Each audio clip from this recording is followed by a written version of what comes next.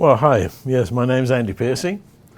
I now live in London, England. For a while I lived in South Carolina. I was here for 7 years. So I can tell by my accent that I lived in South Carolina.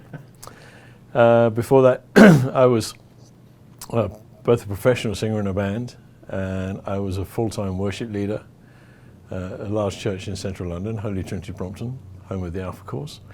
And I was actually worked as a freelance record producer, both in the commercial scene with rock bands, pop bands, and then also I moved on to working with Delirious, did 5 recordings with them, Matt Redman, and Graham Kendrick, amongst some other people. So what are my passions? I think my biggest passion now, as has been for a lot of years, is helping people experience God's presence when we gather. Not as an experiential thing, but to helping people move into a place of realizing who they are before God. That delights me, thrills me more than most things, I think. My worship training or my worship teaching is at several levels.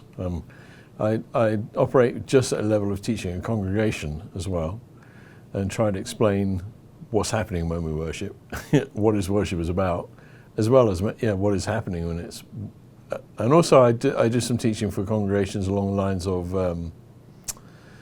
they're trying to understand, why don't we just sing one song at a time? I have a talk called What's With All the Singing? Try to explain that the way new songs are used is slightly different to the way just a hymn was used. So that's part of my teaching. I also do teaching for with pastors, trying to introduce some newer models of newer expressions, perhaps, of music into the thing. But the most concentrated form of training I do, which you asked about, was for worship leaders. And again, that comes at several levels. One is just how to generally work better with your team, with your band, how to avoid making some mistakes, just how to gear things up a little bit. And then the training can go right through to what I call a masterclass coaching, which is a very small group setting, 6 to 8 people at a time. And in that setting, basically, it's designed to ramp up their gear, their level of competency in leading a congregation in worship, several stages in one go. And I teach them a lot of practical details about how to improve what they do as skill levels, because I think there is a craft to leading worship, which involves some of the rules of music as well. And then also I put them through practical training whereby I get them to lead worship to this rest of the small group, and we critique each other, and we look at the things. I think what it is, we look at the areas of weakness and look at the areas of strength and try and do more of what's good and less of what's bad.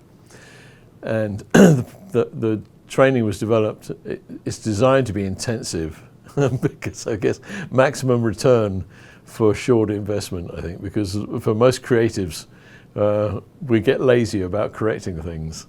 I always say for creative people, it's like our motto is minimus effortus maximus resultus. So we're trying to sort of try and cover up the mistakes and ignore them. And of course, in a live situation, for most worship leaders, we perform for a very forgiving audience, if you use the word audience. And so some of the mistakes they can slip by. So the training is designed to highlight the mistakes and make people aware of them so we deal with them and improve.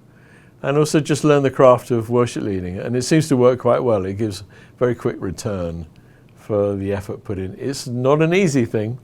And I've had several people say they still feel the mental scars of going through the issue.